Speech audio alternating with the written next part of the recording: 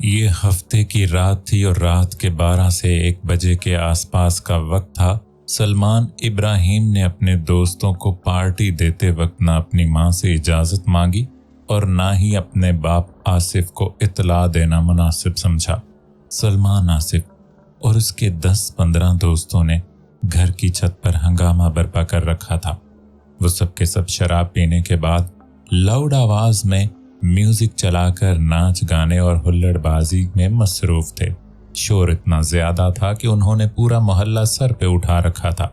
अगर ये आसिफ करीम के बजाय किसी और का घर होता तो अब तक मोहल्ले वालों ने पुलिस बुला ली होती। आसिफ, आखिर इस लड़के ने ये क्या बदतमीजी मचा रखी है, तुम उसे जाकर रोकते क्यों नहीं? पूरा मोहल्ला सो रहा है और तुम्हारा बेटा शोर शराबे में मसरूफ है। आखिर लोग हमारे बारे में क्या सोच रहे होंगे? दुर्रे शहवार ने साथ लेटे आसिफ को गुस्से से घूरते हुए कहा, मैं भला इस वक्त जाकर कैसे रोक सकता हूँ? उसके दोस्त भी उसके साथ हैं। अगर मैं वहां गया तो उसे बेइज्जती महसूस होगी। नहीं, मैं इस वक्त तो उसे कुछ नहीं कह सकता। तुम भी आराम से सो जाओ। क्या कहा तुमने? आराम से सो जाऊं? भला इस किस्म के शोर में किसी को नींद कैसे आ सकती है? देखो आसिफ, तुम अभी के अभी जाकर ये सब रोको, वरना इस तरह ये लड़का खुद सर हो जाएगा और इस सब को मामूल बना लेगा। उसकी हिम्मत तो देखो, इस किस्म की पार्टी रखते हुए उसने अपने वालिदैन से पूछना गवारा नहीं किया। भला ये भी कोई शरीफों का तौर तरीका है? इससे पहले कि इसकी खुद सरी मजीद आगे बढ़े, तुम अभी जाकर उसे रोक लो। दुर्रे शहवार का लहजा जारहाना था। देखो दुर्रे शहवार, तुम बात को समझने की कोशिश करो। इस वक्त उसके दोस्त उसके साथ हैं। जवान खून है, अपनी बेइज्जती होती देखकर जोश में आ गया तो। और उस दिन उसने तो तुम्हें भी धक्का दे दिया था ना। अब अगर उसने ऐसी कोई हरकत मेरे साथ कर दी, मैं तो सारी जिंदगी नदामत का जख्म ही चाटता रहूंगा। इसलिए अभी मैं इसे कुछ नहीं कह सकता। हाँ, कल जरूर समझा दूंगा कि आइंदा वो इस तरह की कोई हरकत ना करे। आसिफ करीम ने बेजारी से जवाब दिया तो दुर्रे शहवार यह कहकर कमरे से निकल गई कि तुम्हारा बेटा तो है ही इंतहाई बदतमीज, जिसे दूसरों के सुकून का भी एहसास नहीं। दुर्रे शहवार स्नोबर के कमरे में पहुंची तो उसे वहां ना पाकर हैरान रह गई। क्या ये लड़की भी इस बदतमीजी का हिस्सा बनने चली गई है? उसने खुद से ही सवाल किया और स्नोबर को घर के दूसरे कमरों में तलाश करने लगी। लेकिन जब उसने स्नोबर को कहीं ना पाया तो वो ये जानने के लिए छत पर चली गई कि आखिर स्नोबर इन बेहुदा लड़कों की पार्टी में क्या करने चली गई है। अभी उसने छत की सीढ़ियों पर कदम रखा ही था कि उसे म्यूजिक की तेज आवाज के बीच स्नोबर और सलमान की नोक झोंक की आवाज सुनाई देने लगी। इन आवाजों को सुनते ही वो दौड़ते हुए चढ़ती छत पर पहुंच गई। वहां उसने जो मंजर देखा उसे देखकर उसका खून ही खौल उठा। स्नोबर सलमान को म्यूजिक बंद करने का कह रही थी, जबकि सलमान बदतमीजी के साथ चीखते हुए उसे नीचे दफा हो जाने का कह रहा था और स्नोबर भी अपनी जिद पर अड़ी हुई थी। सलमान, ये क्या बदतमीजी है? तुम अपनी बहन से इस तरह कैसे बात कर सकते हो? तुम्हें शर्म नहीं आती, बदतमीज इंसान? दुर्रे शहवार स्नोबर पर बरस पड़ी। जब दुर्रे शहवार ने यह बात की तो सलमान अपने दोस्तों की मौजूदगी की वजह से शदीद तहश में आ गया और चीख चीख कर दोनों को दफा हो जाने का कहने लगा और शदीद बदतमीजी पर उतर आया। उसके तमाम दोस्त सुकून से कुर्सियों पर बैठे सारे वाक़े को देखते हुए एक दूसरे की तरफ इशारे करके एंजॉय कर रहे थे। इन्हीं दोस्तों में एक लड़का फारिस अब्बासी भी मौजूद था, जो कि शहर के एक मशहूर अरबपति बिजनेसमैन की बिगड़ी हुई औलाद था। अगर तकाबल में देखा जाए तो इन तमाम लड़कों में सबसे ज्यादा बिगड़ा हुआ आवारा और अयाश परस्त तो वही फारिस अब्बासी था। जब से स्नोबर छत पर आई थी, उसकी नजरें सिर्फ स्नोबर के सरापे पर ही टिकी हुई थी और वो उसे बड़ी मानी खेज नजरों से घूरे जा रहा था।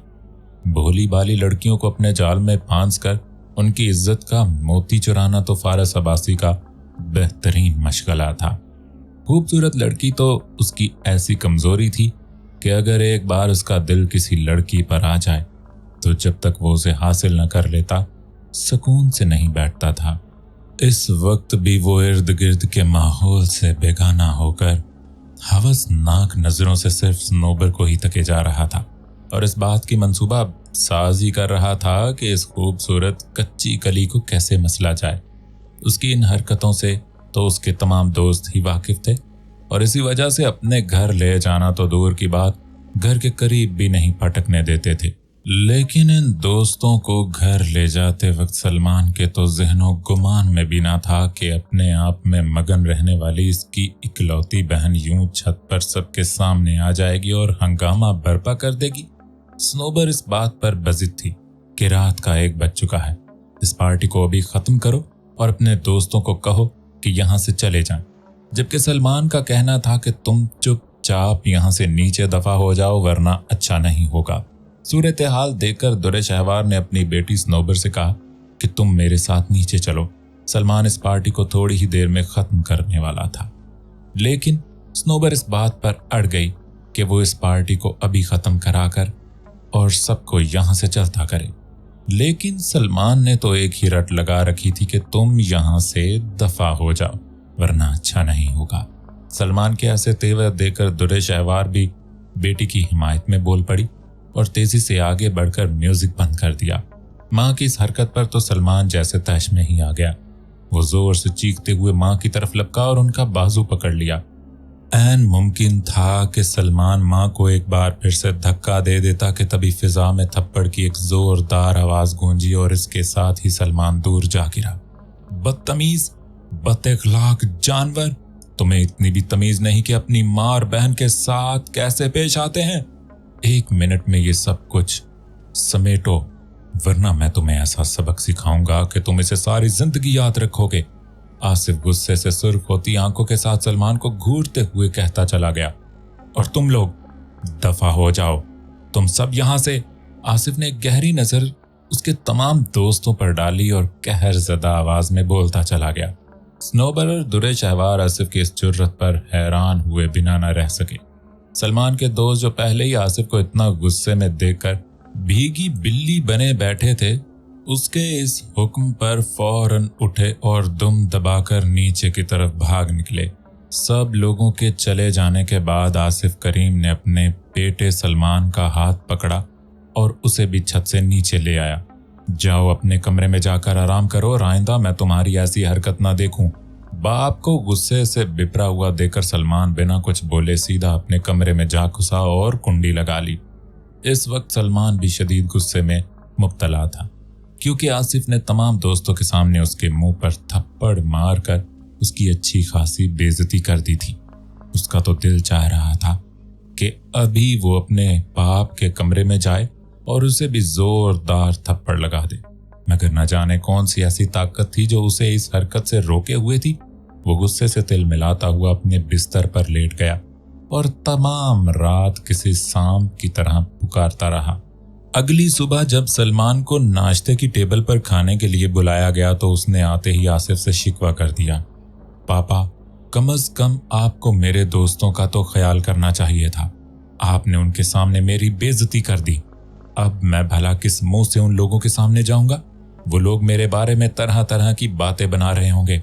सलमान नदामत ज़दा लहजे में बोलता चला गया। और तुम्हें पता भी है तुम अपने दोस्तों के सामने क्या करने जा रहे थे? एक तो तुमने उन लोगों के सामने अपनी बहन की बेइज्जती की और फिर अपनी माँ पर भी हाथ उठाना चाह रहे थे। तुम्हें भला किसने इजाजत दी कि मेरे घर में इस किस्म की पार्टी अरेंज करो? आखिर किसकी इजाजत से तुमने अपने इन शराबी दोस्तों को इस घर में बुलाया? क्या सोचकर तुमने ये लाउड म्यूजिक चलाया हुआ था कि क्या तुम्हारा कोई कुछ नहीं बिगाड़ सकता? कल रात ये मोहल्ले वाले अगर चुप थे तो सिर्फ इसलिए कि ये लोग तुम्हारे बाप आसिफ की इज्जत करते हैं। क्या तुम मेरी इस इज्जत को खाक में मिलाना चाहते हो? अपनी बेइज्जती की तो तुम्हें बड़ी परवाह है, लेकिन क्या तुम्हारी नजर में तुम्हारी माँ और बहन की कोई इज्जत नहीं? इस बार तो मैंने तुम्हें और तुम्हारे दोस्तों को भी माफ कर दिया, लेकिन अगर आइंदा तुमने ऐसी कोई भी हरकत की तो मैं खुद तुम लोगों को पुलिस के हवाले कर दूंगा। आसिफ का लहजा तंबीह आमेज था। अच्छा ना बाबा, सॉरी, लेकिन आपको भी मुझे इस तरह जलील नहीं करना चाहिए था। कम से कम मेरे दोस्तों के आगे तो मेरी इज्जत रख ली होती। सलमान अपने बाप से नजर मिलाए बगैर कहता चला गया। बस तुम आइंदा मेरी नसीहत याद रखना और आप चुप करके खाना खाओ। मैं इस बारे में मजीद बात नहीं करना चाहता। आसिफ करीम ने इतना कहकर बात खत्म कर दी। बेटे सलमान, मुझे उम्मीद है कि तुम अपनी बहन के लिए भी दिल में कोई मलाल नहीं रखोगे। वो जो कुछ भी कर रही थी तुम्हारे ही फायदे और इस घर की इज्जत के लिए कर रही थी। आसिफ करीम नाश्ता करके ऑफिस के लिए निकल गया तो दुर्र शहवार ने बेटे को समझाने की कोशिश की। हाँ मम्मा, आपको तो बस हर बात में मेरा ही कसूर नजर आता है। भला स्नोबर को इस तरह मेरे दोस्तों के सामने आने और पार्टी में दखल देने की क्या जरूरत थी? इस बार सलमान का लहजा मफाहमती था और वो इतना कहकर कमरे में चला गया। आज के दिन तो उसमें अपने दोस्तों का सामना करने की बिल्कुल हिम्मत नहीं थी, इसलिए उसने सारा दिन घर पर ही गुजार दिया। सलमान इब्राहिम ने मदरसे में कदम रखा तो उसकी सबसे पहली मुलाकात अपने हमजाद से ही हुई। तुम यहाँ क्या कर रहे हो? इस बार तो मैं तुम्हें यहाँ छोड़कर नहीं गया था। सलमान के लहजे में हैरत और गुस्से के मिले जुले तासरात थे। जी आका, जो मुझे यहाँ छोड़कर नहीं गए थे, लेकिन मैं यहीं मौजूद रहा और आपके वापस आने का बेसब्री से इंतजार करता रहा। हमजाद ने चापलूसी के अंदाज में जवाब दिया। जो मैंने पूछा है मुझे सिर्फ इसी बात का जवाब दो, यहां तुम किसकी इजाजत से रह रहे हो? सलमान गुस्से से चिंगाड़ा, मगर हमजाद ने नजरें झुकाए नीचे घूरता रहा और खामोशी अख्तियार किए रखे। मैंने तो तुम्हें चले जाने का हुक्म दिया था ना, फिर आखिर तुम यहां मौजूद कैसे हो? और अगर तुम्हें यहां किसी ने देख लिया तो पता है क्या होगा? सलमान गुस्से से तिल मिला कर रह गया। आप घबराएं नहीं मेरे आका, मुझे कोई नहीं देख सकता। मैं कोई इंसान तो नहीं, मैं तो आपका हमजाद हूं। हमजाद के लहजे में अजीब सी बेचैनी थी। मैं पूछ रहा हूं कि तुम यहां से गए क्यों नहीं? इस बार तो सलमान चीख ही पड़ा। अब मैं यहां से नहीं जा सकता मेरे आका। हमजाद मिनमिनाया। क्या मतलब? ये क्या बकवास कर रहे हो तुम? सलमान को समझ ही नहीं आ रहा था कि आखिर हमजाद ऐसा क्यों कह रहा है। आका असल में हुआ कुछ यूं कि उस दिन आप परेशानी में मुब्तला थे, इसीलिए मुझे वापस भेजने वाला मंत्र गलत पड़ गए। और आप तो जानते ही हैं कि अगर एक मर्तबा वो मंत्र गलत पढ़ लिया जाए तो मुझे 12 सालों तक वापस नहीं भेजा जा सकता। लेकिन मेरे आका, आप परेशान ना हो, मैं तो आपका हमजाद, आपकी परछाई हूं। जैसा आप कहेंगे मैं वैसा ही करूंगा। आपको मेरी वजह से कोई परेशानी नहीं होगी। हमजाद लज्जाजत से बोलता चला गया, मगर सलमान की समातों तक कोई आवाज नहीं पहुंच रही थी। 12 सालों तक हमजाद के वापस न जाने का सुनकर उसकी तो सिटी ही गुम हो चुकी थी। ओफ, मतलब अब ये 12 सालों तक यही रहेगा और मैं चाहकर भी इसे वापस नहीं भेज सकता। ऊपर से मेरी जिन्नाती कुव्वतों का आधा हिस्सा भी इसमें मुंतकिल हो गया है। ये सब सोच सोच कर तो सलमान की जान ही निकले जा रही थी। अच्छा ये बताओ, तुम यहाँ बेताबी से मेरा इंतजार क्यों कर रहे थे? क्या बात करना चाहते थे? सलमान ने पुरतजस्सुस नजरों से उसे घूरते हुए पूछा। आका, मेरे पास आपके लिए एक बुरी खबर है। मेरा दिल तो नहीं चाहता कि मैं आपको ऐसी बात बताऊं, लेकिन मैं आपके हुक्म के आगे मजबूर हूं और बेहतर भी यही है कि मैं आपको इस सब के मुतल्लिक आगाह कर दूं, ताकि आप अपनी जिंदगी के अहम मामलात में इस बात को मद्देनजर रख सकें। हमजाद बात को घुमा फिरा कर कहता चला गया। अपनी ये तकरीर बंद करो और मुझे वो बात बताओ जो तुम बताना चाहते थे। हमजाद की तकरीर सुनकर सलमान की रगें मजीद सुलगने लगीं। मेरे आका, मुझे अफसोस है कि मुझे आपको ये बुरी खबर सुनानी पड़ रही है, लेकिन मैं मजबूर हूँ। वो सांस लेने के लिए रुका और फिर बोलने लगा। आका, आप जिस लड़की से मोहब्बत करते हैं वो किसी और के इश्क में मुब्तला है। हमजाद ने अभी ये बात कही थी कि सलमान ने एक जोरदार थप्पड़ उसके मुंह पर मारा। क्या बक रहा है कमीने? आका, आप चाहे तो मुझे जो मर्जी सजा दे लें, चाहे मेरे टुकड़े टुकड़े कर दे, मगर ये बात सच है। आपकी स्नोबर किसी शर्जील नामी लड़के से मोहब्बत करती है। तुझे कैसे पता चला? और तू स्नोबर को कैसे जानता है? हमजाद के मुंह से स्नोबर का नाम सुनकर सलमान तैश में आ चुका था। आका, जब आप मुझे यहाँ छोड़कर चले गए तो मेरे पास करने के लिए कोई काम भी नहीं था। फिर बोरियत महसूस करते हुए मैंने सोचा कि क्यों ना इस बात का सुराग लगा लिया जाए कि आपको मुझे तलब करने की जरूरत पेश क्यों आई।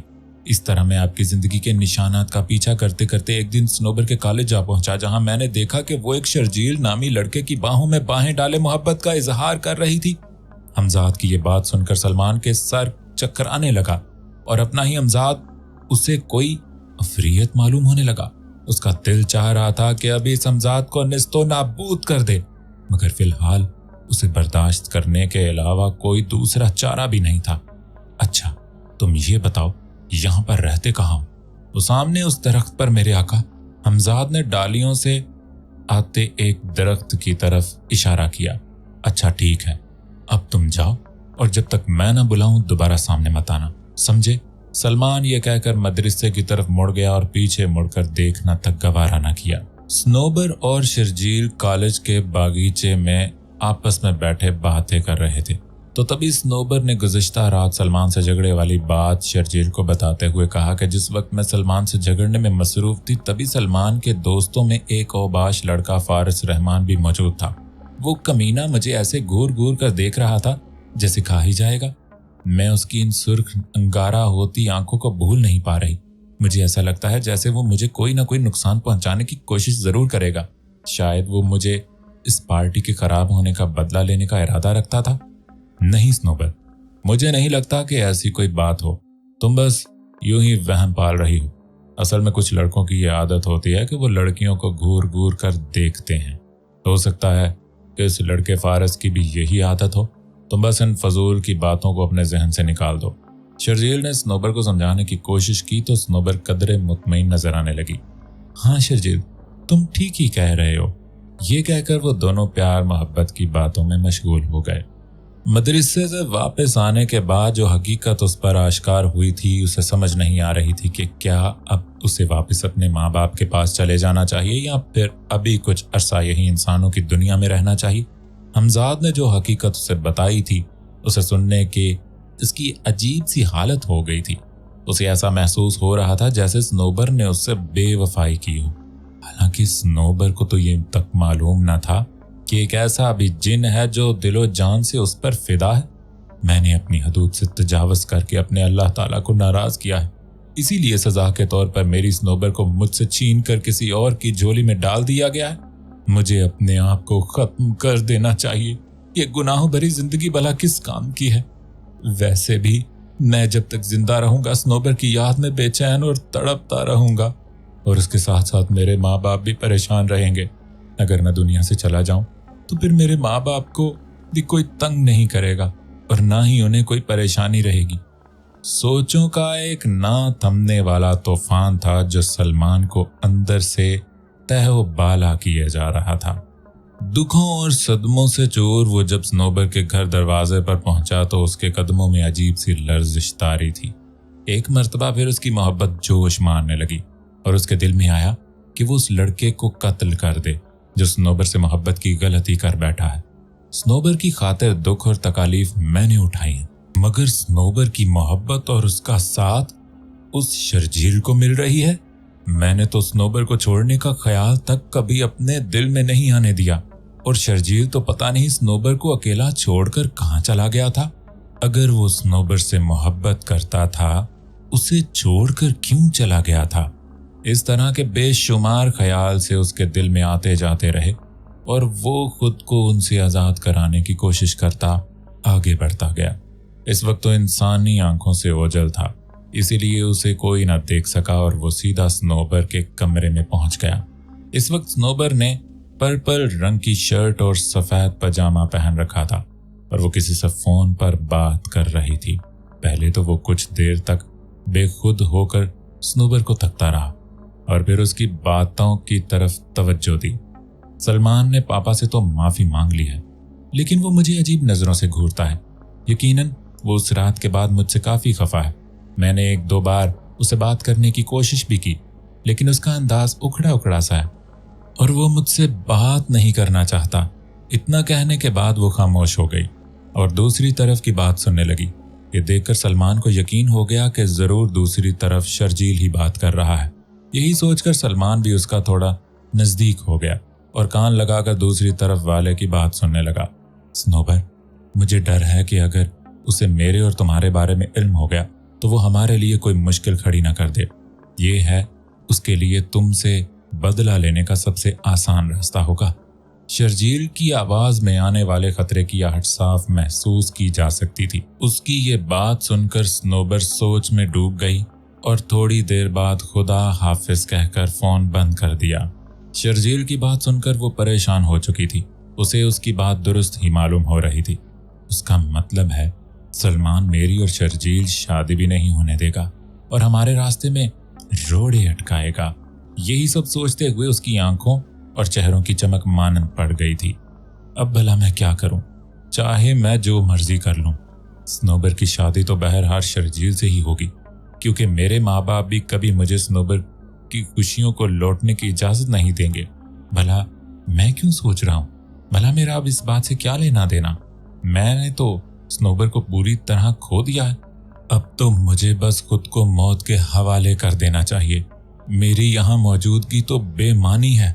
ऐसी कोई तदबीर नहीं बन सकती कि स्नोबर जैसी लड़की शर्जील को भूलकर मुझसे मोहब्बत करने लगे, इसलिए अब यहाँ रुकना बेकार है।